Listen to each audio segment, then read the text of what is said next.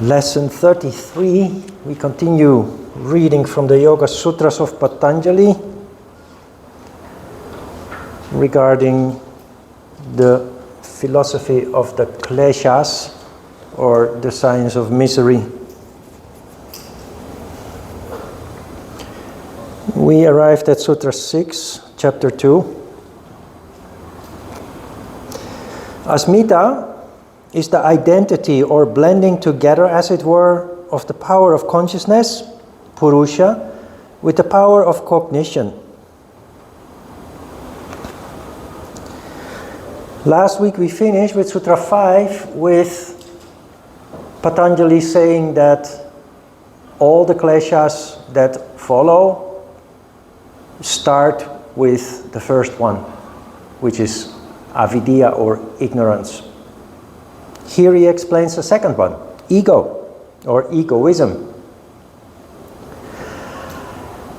And what he's saying is that egoism, sense of egoism, occurs when we are looking through the intellect with a buddhi. You see, the power of consciousness, in between brackets Purusha, that is your power of contemplation that you have in the crown chakra. When you observe or perceive through that entity, Purusha, it's objective. It doesn't label things. It just sees things without giving it a value. That is not how we function, though, because without us being aware of it, we translate what we perceive in Purusha with the intellect. The intellect is perceiving the world and events in the way that it is conditioned to perceive. So it's not objective. Since you were born, you are conditioned in your particular way. Every person is conditioned in different ways. And that determines how you look at the world and how you judge, how you put labels on things. Now, we are experiencing misery or suffering as a result of the mixing up of the perception between the crown chakra, Purusha, and buddhi, the intellect. Because the moment that buddhi steps in, we identify with what we are looking at. The moment that we identify with what we are looking at, we give it a value, and it makes us emotional. In a positive way or in a negative way. In yoga, it doesn't matter. There is no positive and negative way. Every emotion that we have, whether we label that positive or negative, is a movement of energy, is a disruption of our peace. Sattva. So in the world that we live in, we tend to prefer, of course, positive emotions above negative emotions. It is the negative emotions also that we always deal with in the first place. Along the way, you will notice, having rid yourself more and more of negative emotions through sheer awareness and control, you realize that those that you are left with, that you thought were good, are also causing disruption. And so you become more and more peaceful. First, get rid of the negative waves, vrittis, and then trying to avoid also the ones that we label positive, because they also distract. Now, I have We have talked about ego and egoism before several times because it's just a very important subject. In our society, there's a lot of talk about ego, and yet many people do not actually understand what it is and how it functions. So we talked about it several times before. And it may look complicated, maybe overwhelming, because if you understand how it works, who would not want to have control over this? But the thing is, the good news is here that when you practice yoga, and you will continue doing that for the years to come, it becomes a natural ability to rise above yourself each time when you're confronted with a situation, especially one where ego is strongly triggered, where there is a strong emotion involved. You develop the natural ability. The moment that you're hit, you feel the disruption, the emotion, but you then switch into a mode spontaneously in which you start to view from Purusha, and you do not allow Buddhi to pollute that process. Now that sounds very complex, but the example that I've given you about a situation like this is when my brother died and I received a phone call just 15 minutes before my class started. And first I was desperate and I thought, oh my God, I have to cancel the class. I cannot teach in this state. And then Purusha took over and said, what happens if you cancel class now is 25 people have to go home, some of whom came from outside of town. What happens if you cancel class now is that you're going to sit here today at home feeling sorry for yourself. How is that helpful?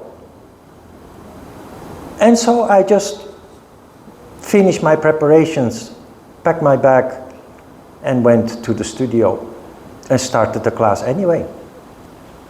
That is how it works, and it is an ability that all of you will develop simply by practicing yoga regularly. Yes? I don't know if the question makes sense, but is it possible to have the crown chakra not be polluted by the intellect, but still experience emotions following? For example, the decision that you made, the negative emotions following. Or does it, listen, emotions are there. We are human. But we develop the ability to overrule them. That doesn't make them go away, they're still there, but they don't paralyze us anymore. So that's what yoga is. It is truly the science of control. And in a very natural way. And how you can help this process a little bit is simply by being aware of what you feel in any kind of situation. And in such an important situation, it's of course even more crucial, but just make it kind of a sport in daily life to rationally determine, observe, how you act and react towards everything that is happening throughout your day. Because it is that will lead to your alertness when you need it the most. And it is very interesting because it gives you very deep insight in yourself. It helps you to understand characteristics of you that before manifested subconsciously, you were not aware.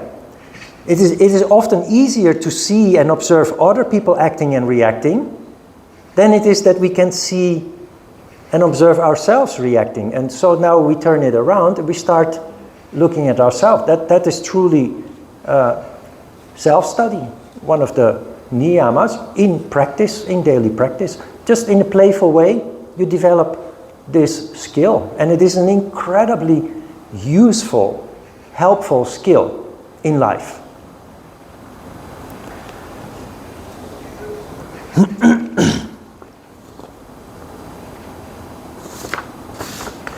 The problem with ego is that ego makes us think or say to ourselves, but I have every right to be emotional. Look at me. This is what happened to me, and everybody needs to acknowledge that and acknowledge my misery and my sadness and my whatever it is that you go through. No. You're making yourself a victim there unnecessarily, but it is ego that makes you do that. It is human. When you become aware of that, you simply want to get rid of that because you realize how destructive it is, how distracting it is. And that is also how egoism is overruled. Egoism disappears the moment that you realize it. The moment that you consciously realize what you are doing, how you are reacting, you have overcome it. You have taken control. Because the next step is that you are going to think about how to handle it rationally, beyond the emotion. It's a very natural process.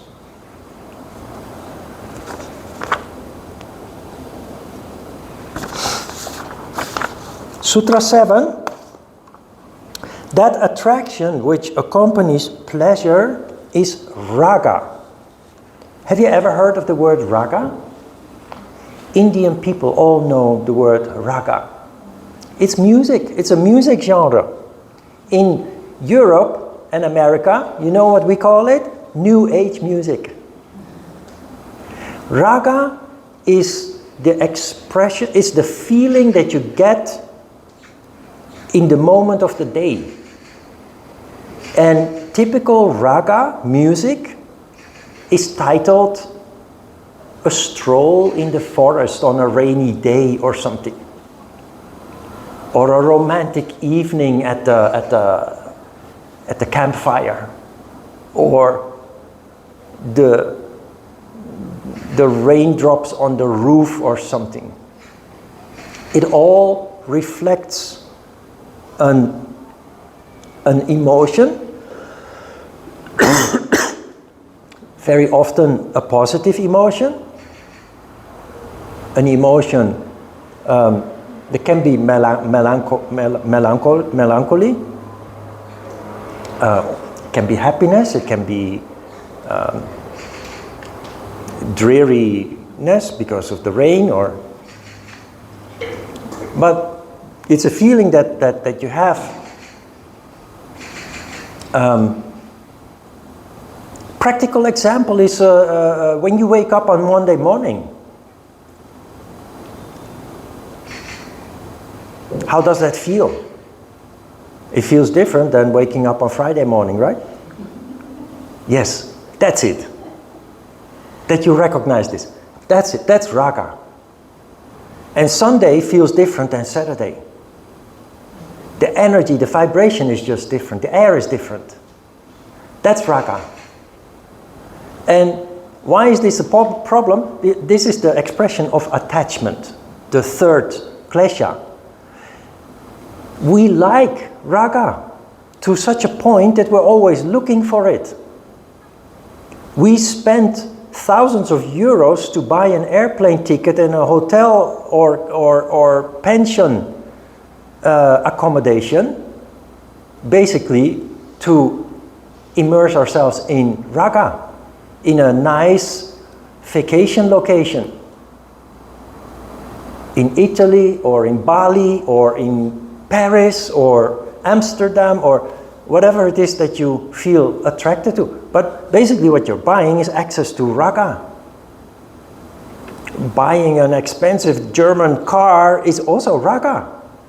Because the feeling is just totally different than buying a cheap Chinese car or Korean car.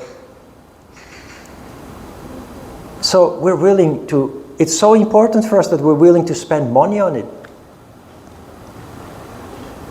The neighborhood where we grew up, later moved out of, we want to go back there.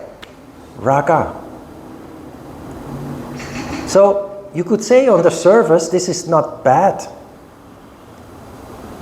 Because you feel an attachment, you feel a connection. So in essence, it's not bad as long as it is not ruling your life. Because the old French man in the village cafe that is constantly 50 years later after the war is still talking about his experiences during the occupation of Nazi Germany, that is also raga. And he is stuck in that.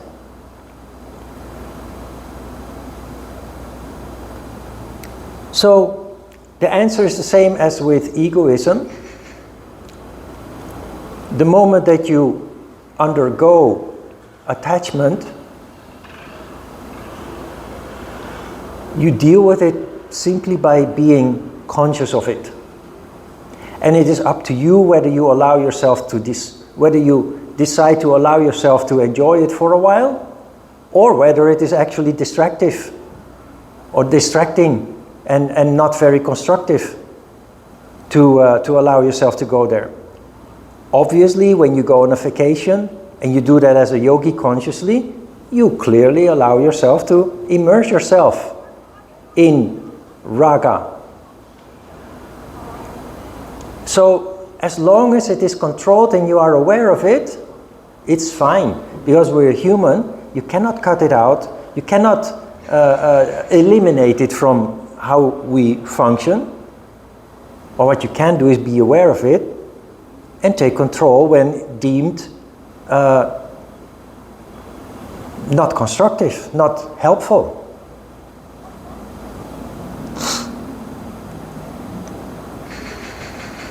There are people who want to drive a German car or whatever luxury they think they will enjoy, but they can't afford it. They will get in trouble by getting a loan so they can enjoy it anyway. That is one of the dangers of raga. So you just rationalize it.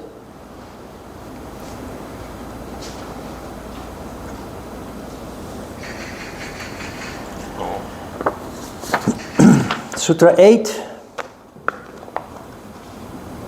that repulsion which accompanies pain is dvesha. This is the fourth klesha. Anger or hatred.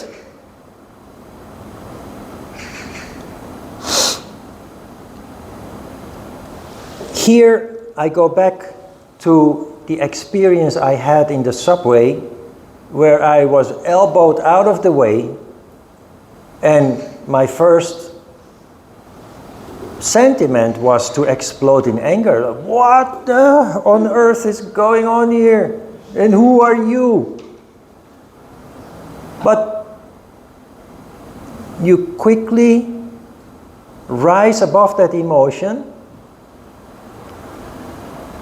Actually, what you're doing, and I think I described it here, is that instead of drowning in that sentiment, that in the anger of the moment, you rise above it. And instead of seeing an evil person that elbowed you out of the way, you connect with their soul. You connect with their essence. And when I connected with that person's essence, I traced back where that aggressive behavior was conditioned, where it came from. When you realize that you can't be angry anymore. On the contrary, your heart opens up. That doesn't make it right what they are doing, but it makes it, you can deal with it without poisoning yourself with such a violent negative emotion. Yes? Do we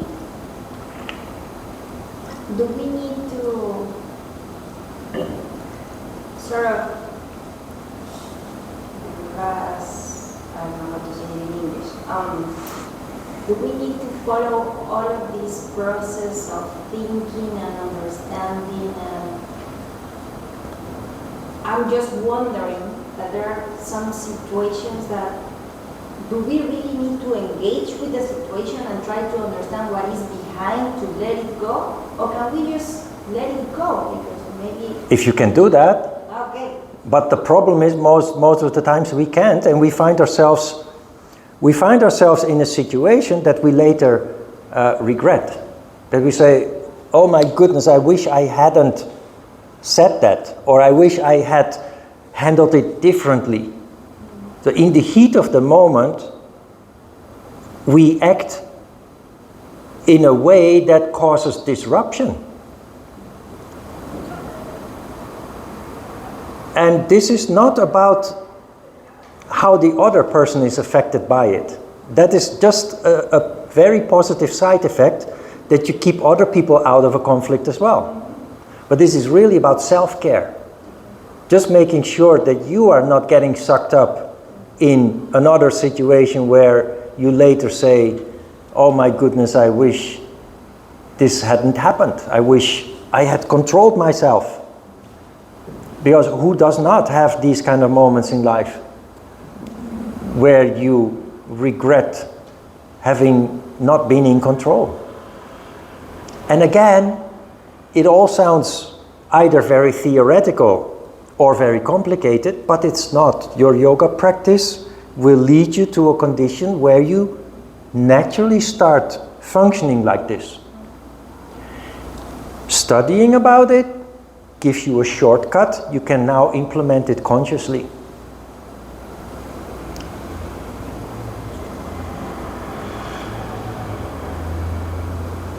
And remember that anger in a personal situation, you can consciously implement to overcome fear,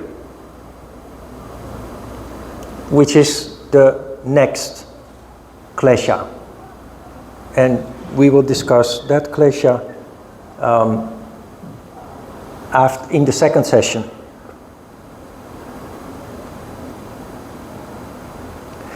Remember about this also, I wrote as a side note, everything is just as is when you see the essence. And it reminds me of what a Buddhist monk once said about the way that we perceive and label things and judge things. The Buddhist monk said, it's just what it is. Like a cup of water is just a cup of water. The situations that lead to an emotional reaction, the emotional reaction is related with egoism. We know now, ego, identification with the situation. But from the eyes of Purusha, or a spiritual person who is functioning in the crown chakra, it's just an objective situation. It's information. And you choose not to be affected by it. It's a natural development that will take place, you will see. But it does require that you keep on this path where you recondition yourself away from the conditioning that has taken place since you were born. All it does is it requires your regular yoga practice. All right, let's have a short break. We have a new pranayama today, but we will discuss that after asana practice.